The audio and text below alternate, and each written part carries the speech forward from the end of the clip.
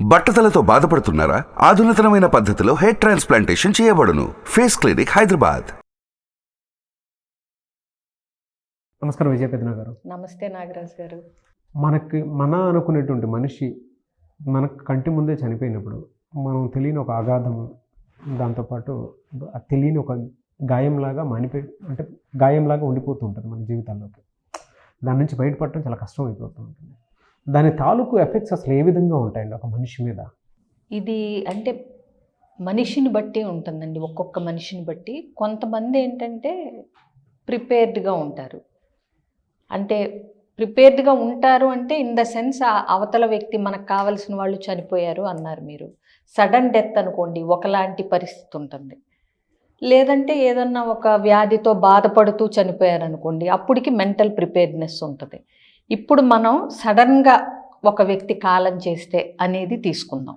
అంటే మనం ఊహించని ఒక సంఘటన జరిగినప్పుడు కొన్నిసార్లు ఉనికినే కోల్పోయే ప్రమాదం ఉంది. అంటే మనల్ని మనం కోల్పోతాం. ఎందుకంటే అది అంత సడన్ షాక్ మనకి. అసలు ఎక్స్పెక్ట్ చేయని వాళ్ళు, అనుకోకుండా మనకి బాగా కావాల్సిన వ్యక్తులు కనుక అట్లాంటిది అన్ఫార్చునేట్ జరిగినప్పుడు అది తీసుకోవటం అనేది చాలా కష్టం అవుతుంది. మీరు అన్నట్టు గాయం, అగాధం ఇవన్నీ ట్రామా కింద మారే అవకాశాలు ఉంటాయి. సో ఇలాంటివి జరిగినప్పుడు అసలు ఒక మనిషి అంటే ఎలా బయటపడతారు అన్నది వాళ్ళని అవతల వ్యక్తుల్ని బట్టి ఉంటుంది. అంటే ఒకళ్ళు కొంచెం ప్రాక్టికల్గా, ఆధ్యాత్మికంగా, అంటే పుట్టిన వాళ్ళు గిట్టక తప్పదు అనే లెవెల్లో కొంచెం తీసుకుని కొంచెం త్వరగా బయటపడవచ్చు. కొంతమందికి మరీ హఠాత్ పరిమాణంలాగా జరిగినప్పుడు ఏంటంటే వాళ్ళు దాన్ని తీసుకోలేరు, అందులోంచి బయటికి రాలేరు. సో అలాంటి వ్యక్తులకి అసలు అది అంటే ఎన్ని నెలలు పడుతుంది లేదా 1-2 ఏళ్ళు పడుతుందా అని కూడా మనం చెప్పలేం. ఇంకొకళ్ళు బయట పడినట్టు కనిపిస్తారు, కానీ దాన్ని అంటే మోస్తూనే ఉంటారు కనిపించకుండా. సో అందుకని ఏంటంటే దీంట్లో రకరకాల స్టేజెస్ ఉంటాయి. మనిషి సెన్సిటివిటీని బట్టి ఎంతకాలానికి బయటికి రాగలిగారు, ఇంకొకటి ఎప్పుడు ఒప్పుకోగలిగారు. అంటే ఆ వ్యక్తి లేరు, ఇక మనతో ఉండరు, లేరు, ఇంకా మనం విడిగా అంటే మనమే ప్రయాణం సాగించాలి, వాళ్ళు లేరు అనేది ఎప్పటికీ ఒప్పుకోగలిగారు, యాక్సెప్టెన్స్ ఎప్పుడుకొచ్చింది అనే దాన్ని బట్టి ఉంటుందండి. ఒకళ్ళకి ఆ యాక్సెప్టెన్స్ ముందు వస్తుంది, తర్వాత వస్తుంది. మీకు నేను అంటే వివరంగా చెప్పాలంటే కనుక ప్రతి మనిషి ఇలాంటి సంఘటన జరిగినప్పుడు ఒక 5 స్టేజెస్ పాస్ అవుతాడు. ఓకే. ఈ గ్రీఫ్ని నుంచి బయటికి రావాలి అంటే ఒక సిరీస్ ఆఫ్ అంటే ఒక మానసిక స్థితుల్లోకి వెళుతూ ఉంటాడు అతను, ప్రభావితంలో. ఒక 5 స్టేజెస్ ద్వారా ఈ యాక్సెప్టెన్స్ లెవెల్కి చేరతారు. ఏ స్టేజెస్ అండి? ఒకటి ఫస్ట్ అండి, ఇది అంటే షాక్ అండ్ డినైల్ అంటాం మనం. ఫస్ట్ స్టేజ్ని అంటే ఒప్పుకోలేకపోవటం, అంటే జరిగింది అనేది ఆయన చనిపోవటం ఏంటి, అసలు లేదు, మళ్ళీ లేస్తారు అంటే అసలు అంటే షాక్లో ఉంటారు, దాన్ని స్వీకరించే స్థితిలో ఉండరు. చాలా మట్టుకు మీరు అబ్జర్వ్ చేస్తే చూడండి, ఫస్ట్ చనిపోయినప్పుడు అసలు ఆ అంత్యక్రియలు కానీ, ఆ చిన్న రోజులు కానీ, ఇవన్నీ జనాలు అంటే వాళ్ళ ఫ్యామిలీ మెంబర్స్ షాక్లో ఉండగానే అయిపోతాయి. అవునా? సో ఏంటంటే వాళ్ళు ఒప్పుకోలేరు, వాళ్ళకి అంటే అది లోపలికి సింక్ అవ్వదు వాళ్ళు లేరు అన్నది. అవును. సో అది షాక్ అంటే కన్ఫ్యూజను, ఒప్పుకోలేకపోవటం, షాక్లో ఉండటం, ఇది ఫస్ట్ స్టేజ్. ఎవరైనా సరే తెలిసినా తెలియకపోయినా ప్రిపేర్డ్గా ఉన్న ఈ ఫస్ట్ స్టేజ్ అందరికీ ఉంటుంది, ఈ షాక్ అనేది. తర్వాత ఏంటంటే యాంగర్, అంటే కోపం. నాకే ఎందుకు ఇలా జరగాలి, అసలు ఎంత త్వరగా నువ్వు ఎందుకు వెళ్ళిపోవాలి నన్ను వదిలేసి, నేను నీకు ఏం అన్యాయం చేశానని నన్ను ఎలా వదిలేసి వెళ్ళిపోయావు, కోపం అన్నమాట. సో దాంట్లో బ్లేమ్ ఉంటుంది, షేమ్ ఉంటుంది, ఎంబారెస్మెంట్ ఉంటుంది, నేను సరిగ్గా పట్టించుకోలేదా, లేకపోతే ఇవన్నీ ఉంటాయి.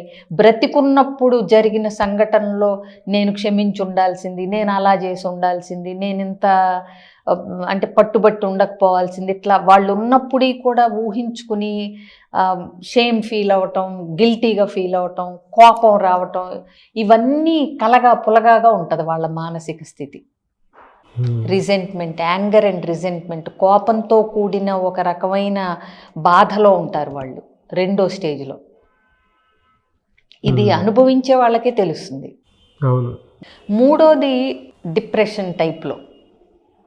సో ఎందుకు ఇలా, ఏంటిది, అసలు నాకు ఈ పరిస్థితి ఎందుకు వచ్చింది, నాకే ఎందుకు వచ్చింది, నేనేం పాపం చేశాను, నేను ఎవరికి అన్యాయం చేశాను, ఇక దాని గురించే ఉంటూ ఇక ఆ డిప్రెషన్లో ఉంటూ ఇక అదొకలాంటి డిటాచ్మెంట్. అంటే ఏమి తినబుద్ధి కాదు, ఎవరితో మాట్లాడబుద్ధి కాదు, ఒంటరిగా ఉండాలనిపిస్తుంది.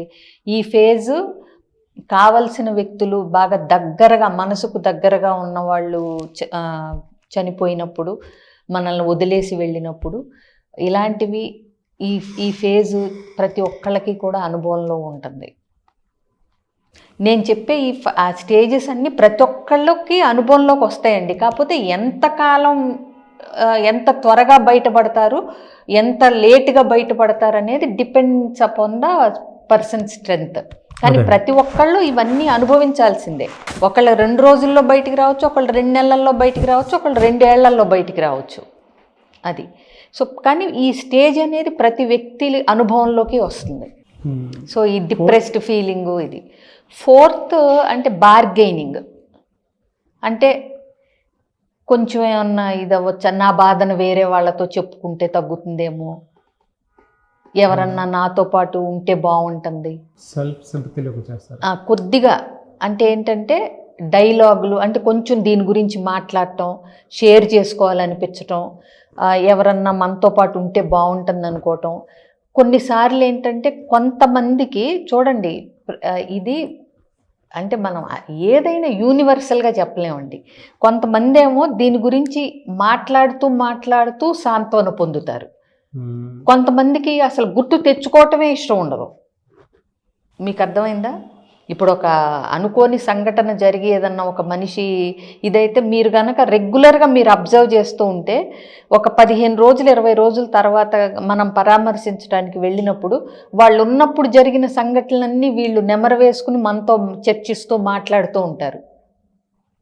4th ఫేజ్లో ఉన్నాళ్ళు అప్పుడు ఉన్నప్పుడు ఇలా జరిగింది, ఇలా అయింది, అంటే వాళ్ళతో ఉన్న అనుభవాలు, వాళ్ళతో ఉన్న అదేంటి సంఘటనలు కానీ వాటిని షేర్ చేసుకోవటం కానీ ఇవన్నీ చేస్తూ ఉంటారు. ఆ బాధను షేర్ చేస్తూ ఉంటారు. డైలాగ్ అండ్ బార్గెయినింగ్ ఉంటుంది. సరే దీన్ని ఎందుకు ఇలా జరిగింది అన్నదానికి తార్కిక కారణాలు వెతకటం, అవతల వాళ్ళు వాళ్ళని ఓదార్చడం, ఇలాంటివన్నీ ఈ ఫేజ్లో అవుతూ ఉంటాయి. ఇంకా 5th వచ్చేసరికి మనకి ఇక లాస్ట్కి ఏంటంటే యాక్సెప్టెన్స్, ఒప్పుకోగలగటం.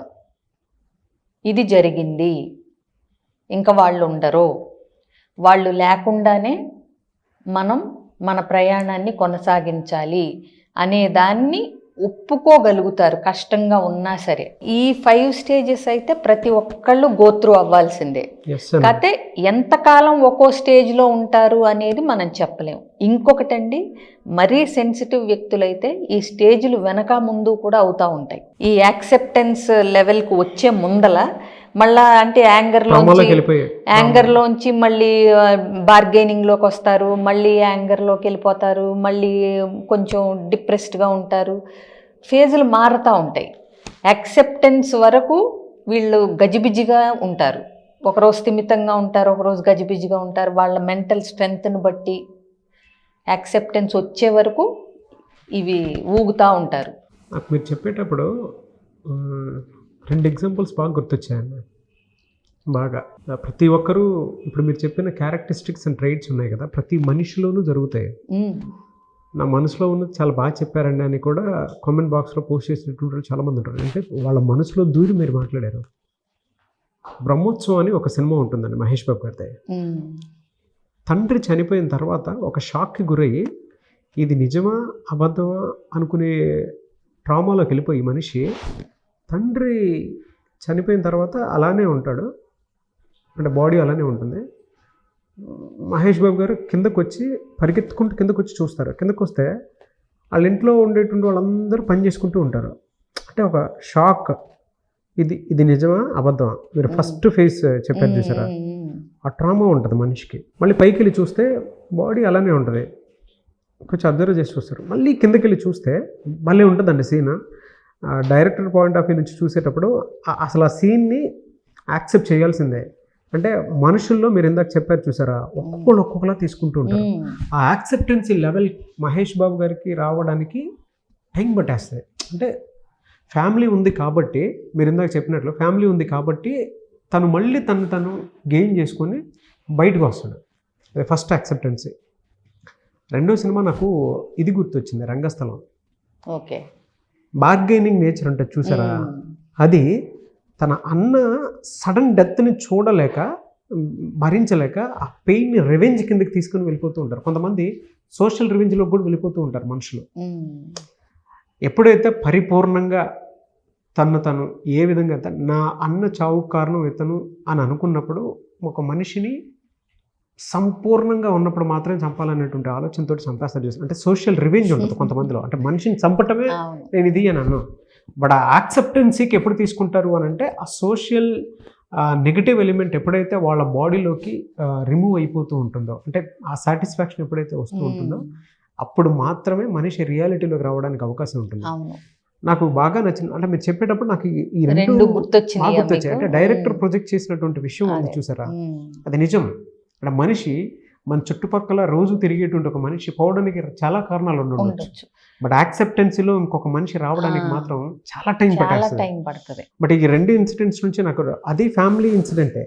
బట్ యాక్సెప్టెన్సీలోకి మహేష్ బాబు గారు రావడానికి పట్టిన టైము, ఆ సీన్ ఉంటుందండి అసలు మామూలుగా ఉండదు. బ్రహ్మోత్సవం సినిమా ఏంటో మీరు చెప్తుంటే నేను మళ్ళీ అంటే నేను చూశాను కానీ అంత అబ్జర్వ్ చేసినట్టు లేదు. చూడండి ఆ సీన్, మళ్ళీ ఆ సీన్ వరకు అన్నా చూడండి. ఆ సీన్ వరకు నాకు తెలిసి శ్రీకాంత్ అడ్డాల గారు రాసినటువంటి బెస్ట్ సీను అది. ఎందుకో సినిమా నెగటివ్ టాక్ ఉన్నప్పటికీ నేను చెప్తున్నానండి, ఈ రోజుకి ఆ సీన్ చూస్తే ఇంత గొప్ప సీను ఇలా డిజైన్ చేసి ఇంత క్లాస్ కల్ట్గా చూపించారా అనేటువంటిది వస్తుంది. మనిషి చనిపోవటం అనేటువంటి scene.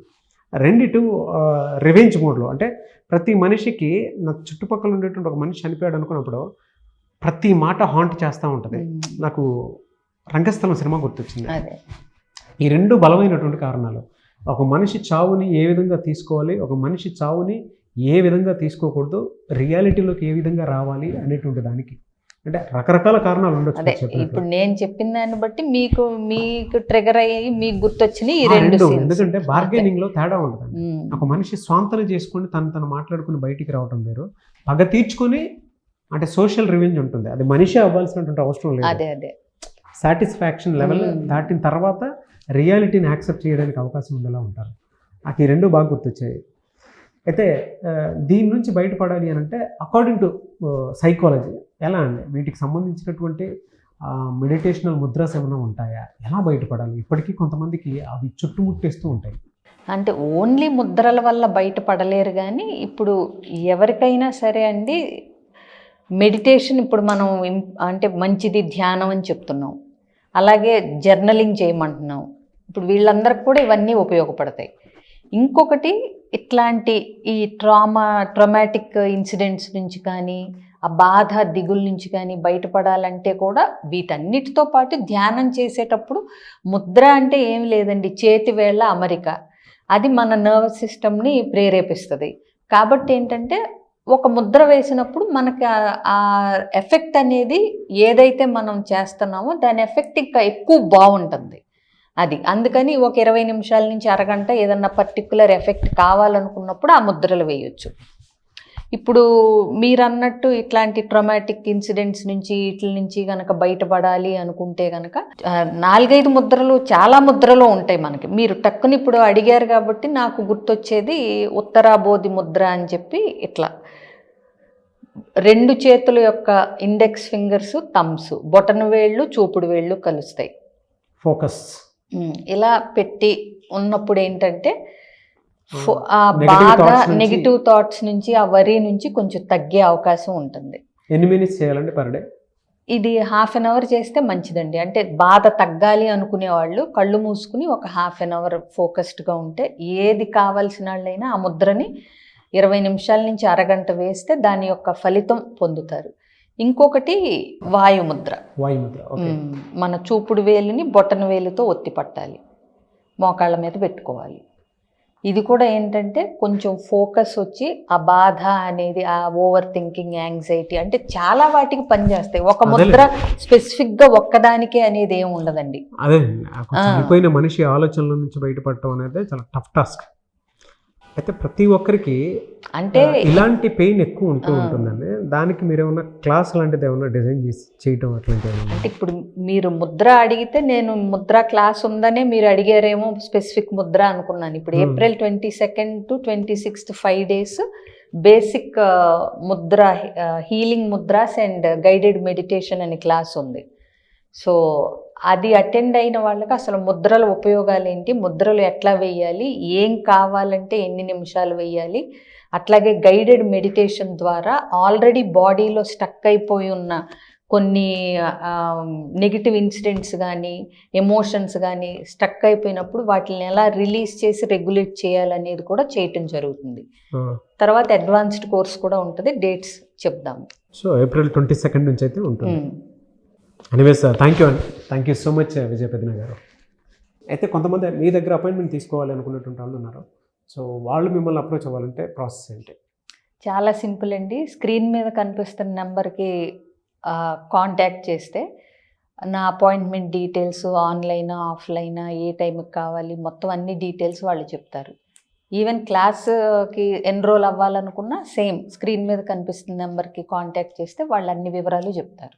Anyways thank you so much Vijaya Peddana గారు. చూసారు కదండి వీడియో. ఈ వీడియోపై మీ అభిప్రాయాన్ని కమెంట్ బాక్స్లో పోస్ట్ చేయండి. ముఖ్యంగా మీరు కనుక ముద్రాస్కి సంబంధించినటువంటి క్లాస్ అటెండ్ అవ్వాలి అనుకుంటే, చాలామందికి పర్సనల్ ప్రాబ్లమ్స్ ఎక్కువ చూస్తాం మనం. అంటే బిహేవియరల్ ప్రాబ్లమ్స్ చూస్తాం, ఫైనాన్షియల్ ప్రాబ్లమ్స్ చూస్తాం, సెల్ఫ్ కంట్రోల్ లేనటువంటి ప్రాబ్లం ఒకటి కొంతమందిలో చూస్తూ ఉంటాము. అండ్ కొంతమందిలో వైఫ్ అండ్ హస్బెండ్ రిలేషన్షిప్కి సంబంధించినటువంటి మ్యారిటల్ ఇష్యూస్ చూస్తూ ఉంటాం. ఇప్పుడు వాటికన్నిటికీ ఏదైనా సమస్యకి, అంటే ఏ సమస్య అయినా సరే సొల్యూషన్ ఏదైనా ఉంది అని అంటే ముద్రాస్కి సంబంధించినటువంటి క్లాస్, అది ఎంతో రీసెర్చ్తో కూడుకున్నటువంటి క్లాస్. ఆసక్తి కలిగిన వారు మీరు కనుక April 22nd నుంచి జాయిన్ అవ్వాలి అనుకుంటే స్క్రీన్ మీద మీ కాంటాక్ట్ నెంబర్ కనిపిస్తుంది. దాన్ని మీరు కాల్ ఆర్ మెసేజ్ వాట్సాప్ చేసి వెంటనే ఎన్రోల్ చేసుకోండి. ఈ వీడియో లైక్ చేయండి, షేర్ మాత్రం తప్పకుండా చేయండి. ఇలాంటి మరిన్ని వీడియోస్ కోసం మా ఛానల్ ఫాలో అవ్వండి. Thank you. సుమన్ టీవీలో మీ పర్సనల్ అండ్ బిజినెస్ ప్రమోషన్స్ కోసం కింది నెంబర్కి కాంటాక్ట్ చేయండి.